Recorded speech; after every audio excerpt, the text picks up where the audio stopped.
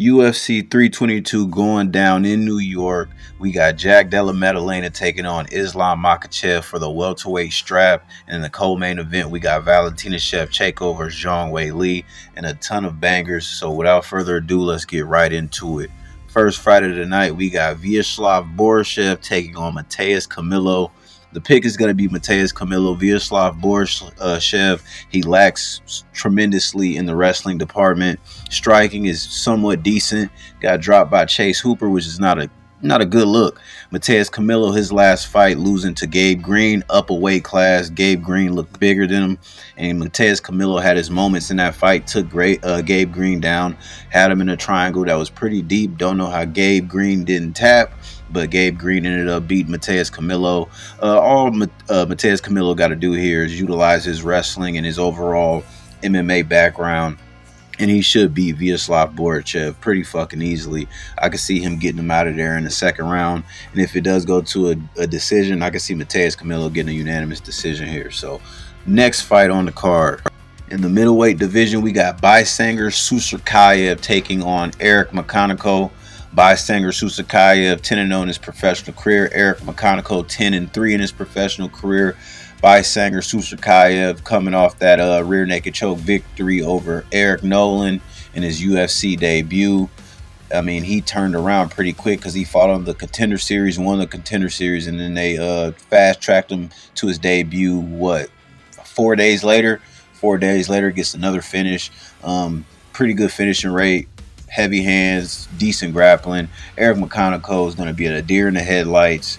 Eric Makhaniko is explosive, but I think Bisanger Susakayev is just more well-rounded and hits slightly harder. We've seen Eric Makhaniko dropped, wobbled, knocked out, etc. So the pick is going to be Bisanger Susakayev. I don't see this fight going the distance. So yeah, there's that. On to the next one. Next fight on the card is in the women's strawweight division. We got Angela Hill taking on Fatima Klein. Angela Hill, 18-15 in her professional career. Fatima Klein, 8-1 in her professional career. Angela Hill coming off that loss to Eisman Lucindow via unanimous decision.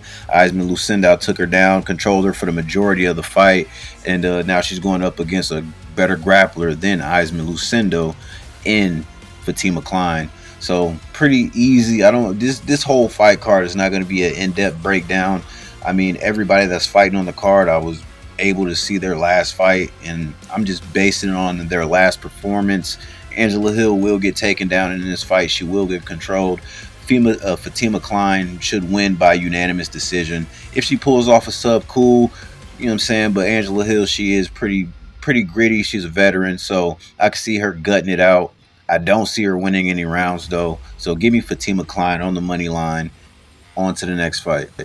Next fight on the card is in the featherweight division, the men's featherweight division. We got Pat Sabatini taking on Chepe Mariscal. Pat Sabatini, 20-5 in his professional career. Chepe Mariscal, 18-6 in his professional career. Chepe Mariscal on a nice, 5-fight win streak? Let me just double check real quick. Might be more than 5. Oh, yeah, it's more than 5. Chepe Mariscal is on an 8-fight win streak, taking on Pat Sabatini, who just came off that victory over Joe Anderson Brito, where he dominated Joe Anderson Brito. I'm just chalking it up to Joe Anderson Brito just wasn't on his A game. He was lacking fight IQ. Chepe Mariscal's a dog, man. He got more dog in him than Pat Sabatini does. Both of these guys, they have fought before about 7 years ago. I believe Mariscal won by split decision. And since then, he's gotten leaps and bounds better than that last fight. And Pat Sabatini has kind of been, hit or miss, almost on the verge of being a 50-50 fighter at this point. He's like win one, lose one, win one, lose one almost. Hold on. That's not necessarily true. I mean, Pat Sabatini's last fight, before the fight he just won over Joe Anderson Brito, was UFC, Prohaska versus Pereira back in 2023. So he was kind of on that verge of 50-50 before he took a nice little break and just continue to just do grappling tournaments. Pat Sabatini is a wizard on the ground. He's really good. Chepe Mariscal's got good wrestling too, good judo. I can see Pat Sabatini, trying to take him down and him getting flipped, and it'll turn into a scramble. Regardless, this fight is going over 1.5 rounds. Chepe Mariscal's the dog, and I'm putting him on the money line. On to the next fight. Next fight is Kyle Dawkins versus Gerald Meerschaert in the middleweight division. Kyle Dawkins coming over off that phenomenal knockout over Mikal Pereira, 3 months ago? No, that wasn't 3 months ago, was it? He just knocked out Mikal Pereira, and Gerald Meerschaert just got knocked out 3 months ago. So MMA math, I know it don't work. Can't really just judge based on that. But I've seen Gerald Meerschaert hurt way too much. I've seen him wilt way too much from shots, big shots. And Kyle Dawkins came back looking like a savage. I mean, blonde Kyle Dawkins is on a whole nother level right now. He on some real Slim Shady shit. So give me Kyle Dawkins to knock out Gerald Meerschaert in the first round. I don't see this fight going past the first round. Kyle Dawkins apparently hits pretty fucking hard. Just chin Mikal Pereira, who's an absolute savage in the division. So yeah, I think Gerald Meerschaert gets put to sleep here, and it probably is his retirement fight. So with that being said, bet the house on Kyle Dawkins. He's gonna get it done relatively easy. On to the next fight. Next fight on the card is in the men's bantamweight division. We got Malcolm Wellmaker taking on Cody Haddon. Malcolm Wellmaker 10-0 in his professional career. Cody Haddon 8-1 in his professional career. Since Wellmaker's debuted in the UFC, 2 back-to-back finishes. If you want to count the Contender Series win, too, another finish there. So he's on like a 4-fight streak of just knocking his opponents out via left hook. He's got a deadly ass left hook. His kicks are powerful. He's got decent range. His footwork's good. He kind of worries me sometimes because he does leave his hands down. And Cody Haddon does have solid striking, solid stand-up fighter. I mean, just gritty, so it's not going to be an easy fight for Wellmaker by any means. But the way Wellmaker knocked out Cameron Simon is pretty much impressive, opposed to anybody that Cody Haddon has on his resume, minus Dan Argueta. Dan Argueta is a tough veteran, and Cody Haddon went out there and beat him in his debut via unanimous decision. So tough fight. It's a fight that I personally will stay away from. I mean, I got faith in Malcolm Wellmaker though. So I mean, he probably will make one of the parlays, couple of the parlays. I mean, dude's 10-0 for a reason. He's got hands of stone at a bantamweight division. And like I said, Cody Haddon, he's durable. He's a dog too. So it should be a good fight. So, I mean, the best thing to do in this instance is just not even bet this, because this can be a parlay buster out the door. Both these fighters are pretty fucking good. So, slight lean Malcolm Wellmaker. On to the next fight. Next fight on the card is in the women's flyweight division, a rematch 7 years in the making. We got Erin Blanchfield taking on Tracy Cortez. Erin Blanchfield 13-2 in her professional career. Tracy Cortez 12-2 in her professional careers. Both fighters coming off of a win. Right before that, both fighters coming off of a loss. Tracy Cortez lost a unanimous decision to Rose Namajunas. And we can't forget that Erin Blanchfield just came off of a unanimous decision win over Rose Namajunas. My bad, I'm knocking shit over. But yeah, Tracy Cortez, pretty durable, good wrestler. Striking leaves a little bit Striking is not all the way there. Y'all know what I was trying to say. Erin Blanchfield, the same can be said for her. But Erin Blanchfield, she's got more dog in her. Tracy Cortez, I slightly lean her on the feet, winning, key moments. I'm not going to say the rounds. I say she wins key moments on the feet. But Erin Blanchfield, being a dog who can take a shot and just will not wilt on pressure, will probably continuously take Tracy Cortez down and just, add up on the judge's scorecard by looking like she's doing more by being on top, hammer fisting her. Like, she's not just going to get on top of her and try to hold her. She's going to rain down some ground and pound. It's a good stylistic matchup on paper. Like I said, 13-2 taking on 12-2, 10 a rematch 7 years in the making. I think Erin Blanchfield gets her hand raised this time around. The first fight that they had, it came down to a split decision where Tracy Cortez won. But like I said, 7 years ago, that don't mean shit no more. Erin Blanchfield has looked more impressive since that fight. And I'm not gonna say Tracy Cortez hasn't. I just think Erin Blanchfield, she's got more dog in her. She's a little bit hungrier and she's a little bit more disciplined than Tracy Cortez. On to the next fight. Next fight on the card is in the men's middleweight division. We got Roman Kopylov taking on Gregory Rodriguez. Roman Kopylov. All right, I'm gonna get to that in a second. 14-4 in his professional career. Gregory Rodriguez 17-6 in his professional career. I'm over here tongue tied. Roman Kopylov coming off of that loss to Paulo Costa, where I have faith that Roman Kopylov will be able to stick and move his way to a victory, but he got completely outclassed, dominated, lost a unanimous decision round to Costa, couldn't get it going. Now he's taking on Gregory Rodriguez, who just came off of that vicious knockout over Jack Hermanson 4 months ago. Fight before that, he lost via knockout to Jared Cannonier in like the third round. It was a good fight.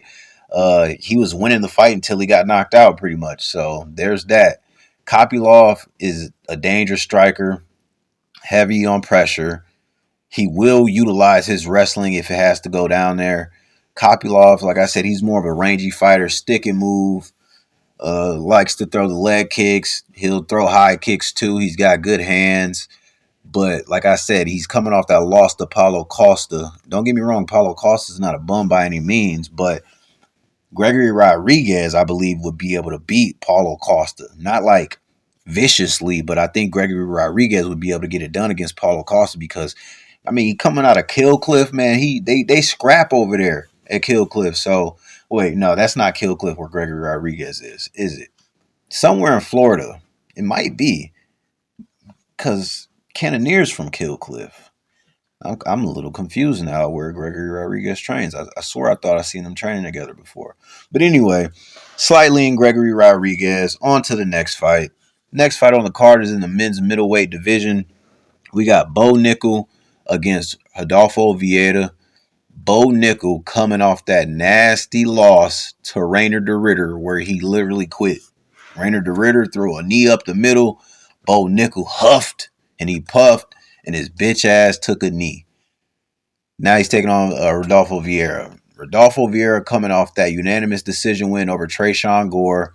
Tresean Gore is, nothing to get riled up about. You feel me? Fight before that, lost to Andre Petroski. I mean, I would never really confidently say pick Bo Nickel after the way he quit in his last fight. Bo Nickel, once he feels a hard shot, if you put the pressure on him, he will wilt. So I believe he will have a slight edge in the striking department over Rodolfo Vieira. A slight edge, but Rodolfo Vieira is what they call him, the black belt hunter. He literally will tap out black belts for fun. So if it gets down to the ground, I don't see Bo Nickel getting caught in a submission though. Bo Nickel's got phenomenal wrestling. We just have not seen it in the UFC. And until we do see it in the UFC, I'm fading Bo Nickel. I'm just staying away from him on the betting lines. But Bo Nickel should get this fight done. I'm picking Bo Nickel, but I wouldn't bet Bo Nickel. On to the next fight. Next fight on the card is in the men's lightweight division. We got Benny Benil Dariush taking on BSD, Benoit Saint-Denis. Benil Dariush, 23-6 in his professional career. Benoit Saint-Denis, 15-3 in his professional career.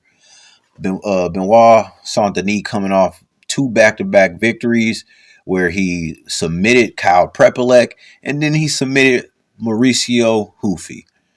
Mauricio Hufi, I will never put in my parlay again because that was the only leg on that parlay that did not hit for us. And that was a confident pick. That's why I wrote it out and didn't accept the $600 cash out that I should have just took and hedged. But you live and you learn with this shit. But I will never put Mauricio Hufi in another parlay again until I see that this motherfucker can wrestle. Anyway, Benil Dariush, his last fight, beat Hanato Moicano via unanimous decision. Didn't do it without any adversity because Hanato Moicano did drop him in, I believe, the first or the second round. And he was on his way to victory. Just slowed down, and Benil Dariush just kind of picked up the pace. But judging on that last fight, Benil Dariush was fighting like a old fucking man. Period, point blank. So the pick here is gonna be BSD. BSD gets in your face. He puts that pressure on. You got to be careful though, because Benil Dariush, you know how he knocked out Drakkar Klose. Drakkar Klose got a little overzealous, thought he was going in for the kill, and Benil Dariush knocked his dick in the dirt. I'm picking BSD here. He should get it done. Both of these guys, they're going to have good wrestling, but I believe Benil Dariush's, I believe Benoit Saint Denis' pressure will be able to be too much for Benil Dariush. I don't see this fight going the distance. Let's just put it that way. On to the next one. Next fight on the card is in the men's welterweight division. We got Leon Edwards taking on Carlos Prates.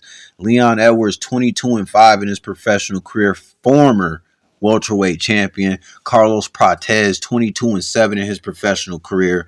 Just a hell on wheels for anybody. Look, this is another tough one to call.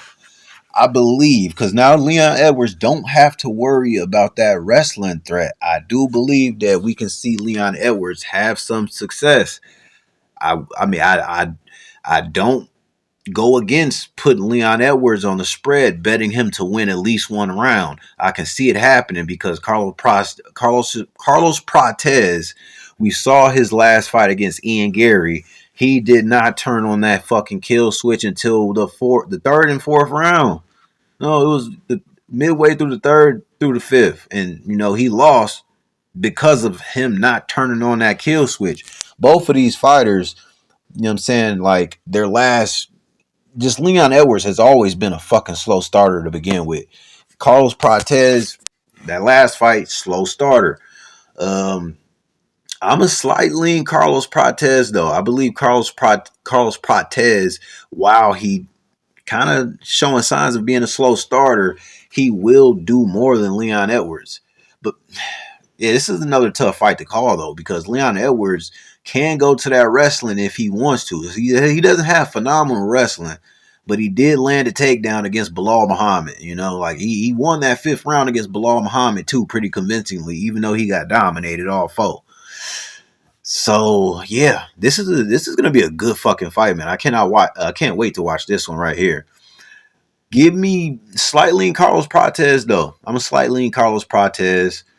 He should be able to get it done. He should have more activity to win the fight, to be honest. So yeah, on to the next one. Next fight on the card is in the men's welterweight division. We got Sean Brady taking on Michael Morales. This is probably one of the best matchups on the card. I ain't gonna say the best, but stylistically on paper, you got Sean Brady 18-1 taking on Michael Morales 18-0. Like, damn, these motherfuckers really fucking are 18-1 and 18-0. Like, this is a great matchup right here. I'm glad that this shit is on the upcoming 322 pay-per-view card. Sean Brady has arguably the best wrestling and grappling in the welterweight division. The way he took down Leon Edwards, his last fight, dominated Leon Edwards and submitted Leon Edwards. The first man in history to submit Leon Edwards. You feel me? Pretty tough. That's tough right there. Michael Morales' dominant win over Gilbert Burns. TKOs him in the second round? Michael Morales has been looking real fucking good lately, man. TKO Neil Magny, unanimous decision win over Jake Matthews. Yeah, but he's fighting somebody he ain't never came close to the caliber of fighting before. I mean, you got Brady beating Leon Edwards definitively. Unanimous decision over Burns. Fucking submitted Kelvin Gastelum. Motherfuckers don't submit Kelvin Gastelum. And then he was knocked out 3 years ago by Bilal Muhammad. So that's his only loss, was that knockout to Bilal Muhammad. So, man, I don't want to use MMA math here, but if Bilal Muhammad's knocking you out, Michael Morales will probably fucking start you. I'm dead ass serious. Michael Morales is a cold fucking piece in the welterweight division. Got good hands. I believe he maybe the tryouts for the Olympic Ecuador wrestling team. So he's got wrestling in his back pocket too. I just don't think the wrestling that is in his back pocket is going to be on the level of Sean Brady. But the real question is, can Sean Brady hold him down and just dominate him and submit him? I'm gonna say no. I believe that I believe it kind of looks like the fight where Sean Brady fought Bilal Muhammad. Brady starts to get tired, and Michael Morales just pours it on him. I can see Michael Morales finishing Sean Brady if Sean Brady don't pull a sub. You know what I'm saying? Like Sean Brady can go to that well. I just think holding down somebody like Michael Morales is going to be a tall task. Oh God, it's going to be a tall task. So I'm a slight lean Michael Morales, but this is another fight that you should probably just sit back and enjoy. You feel me? Because like I said, it could be another parlay buster. It's a great fight. So slight lean Morales, not a confident pick whatsoever, but I do got confidence in him. He's just fighting somebody at the very top of the food chain. On to the next one. Next fight on the card, we got a banger of a women's flyweight fight. The pound for pound number one fighter in Valentina Shevchenko taking on the pound for pound number two fighter in Zhang Weili. Valentina Shevchenko, the flyweight champion. Zhang Weili moving up the division, vacating her belt that Mackenzie Dern just won, so she can become a double champion. Based on Valentina Shevchenko's last performance against Manon Fiorot, we did pick Valentina Shevchenko in that fight, by the way, which she barely won by the skin of her teeth. I was watching that fight, sweating bullets. At the end of the fight, I'm like, Valentina should get it done. But at the same time, if they would have said split decision for Manon Fiorot, I wouldn't have been mad. But when they said unanimous, I knew Valentina got it done. I knew she got it done. But it was much closer than a unanimous decision win in my book. And Valentina Shevchenko, that entire fight, stationary, standing still, landed those takedowns when she needed to. But she was literally standing still so much in that fight that I almost fucking crashed out. I'm like, why are you just standing there? Beat her. Do something. So, yeah, was not impressed with Valentina Shevchenko's last performance. And people who know me know I'm a big Valentina believer. I've been on the side of Valentina Shevchenko her entire career. And I've been on the side of Zhang Weili her entire career, too. Look, I got to break down their records, too. Valentina Shevchenko, 24-5 in her professional career. Zhang Weili, 26-3 in her professional career. Man, Zhang Weili looked impressive and dominant in her last performance against Tatiana Suarez, who is who's the best grappler in the women's flyweight strawweight division, the best grappler in the women's strawweight division, hands down. I mean, damn near made the Olympic team, had Olympic aspirations. So yeah, Zhang Weili took her down in that fight too, and she reversed her a lot in that fight. And Tatiana Suarez is a big girl, and Zhang Weili is not. Valentina Shevchenko is going to have a little bit height over her, slight reach advantage, nothing crazy at all. I think Valentina Shevchenko is going to lose that belt. I think Zhang Weili gets it done. I think Zhang Weili being more active is going to win her the rounds that she needs. Valentina's, like I said, her last fight, stationary. That makes me believe Zhang Weili is just literally going to be running circles around your ass. I mean, Valentina Shevchenko has great striking, though, so we can't just say she's going to get, you know what I'm saying, ran circled around. But Zhang Weili, she's going to go to that wrestling. She's going to take Valentina Shevchenko down, and she's going to win moments on the mat and in the stand-up department. So give me Zhang Weili, who is the underdog. You know, we picked Zhang Weili her last fight against Tatiana Suarez when she was the underdog in that. And I said people were fucking crazy. I'm like, how are y'all saying that Zhang Weili, the champion, is going to lose to somebody who's 10-0 and she's 25-3? I told people they were drunk as fuck. And that prediction came to fruition. So, yeah, Zhang Weili's the pick. I'm going to say high confidence in that, too. On to the next fight. Now we are here at the main event of the evening. We got Jack Della Maddalena, the reigning champion of the welterweight division, taking on Islam Makhachev, the pound for pound number one fighter in the lightweight division in the history of the UFC.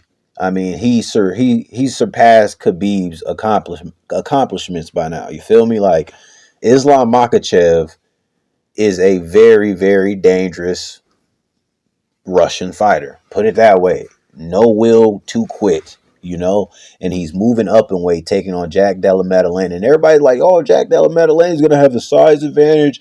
Islam Makhachev is used to being the bigger guy, the younger guy. Jack's going to be bigger. He's going to be younger. I think come Saturday, I think come Friday, come Saturday when they weigh in, or not, come Saturday when they make that walk to the cage, we're going to see Islam Makhachev outsize Jack Della Maddalena. His frame is probably going to be bigger. And then everybody's going to be like, oh shit, Islam filled out in the weight class pretty good. And then I know when you move up in weight, you know what I'm saying? Like your cardio may take a hit because you may not be, pushing your cardio training as hard as you would if you were trying to lose weight. I'm not worried about that though. I think Islam takes down Jack Della Maddalena pretty easily. Jack Della Maddalena, what he's got going for him is he does not accept positions. He will keep fucking scrambling. He will keep rolling.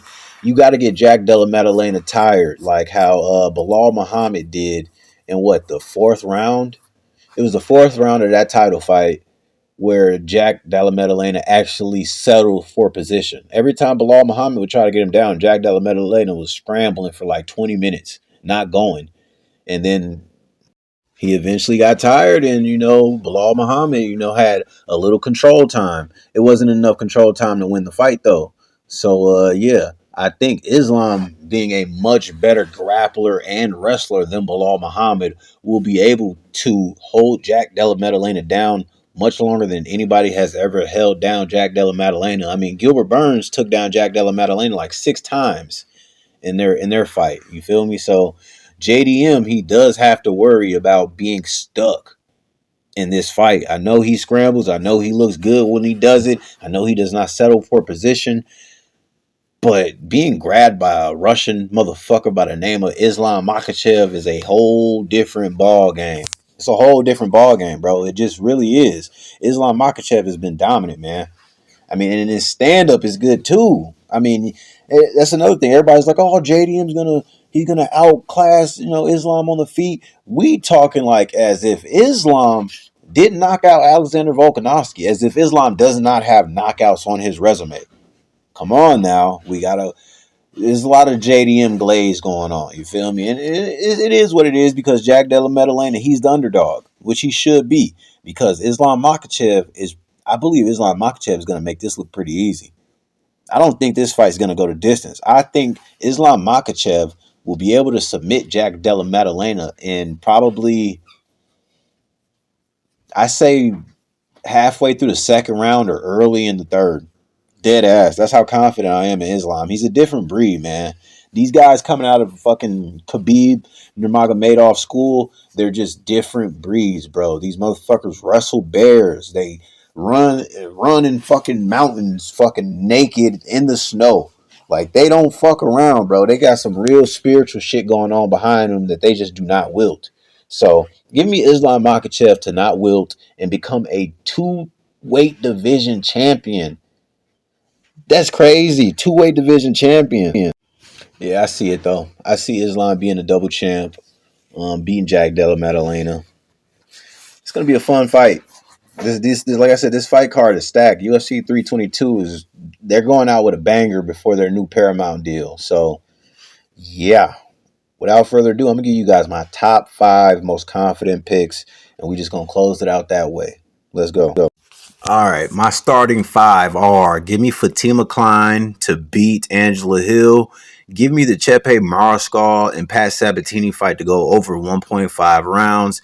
Give me Kyle Dawkins to knock Gerald Mearshart out in the first round. Give me Aaron Blanchfield to win by unanimous decision. And give me Zhang Wei Li to win the strap from Valentina Shevchenko.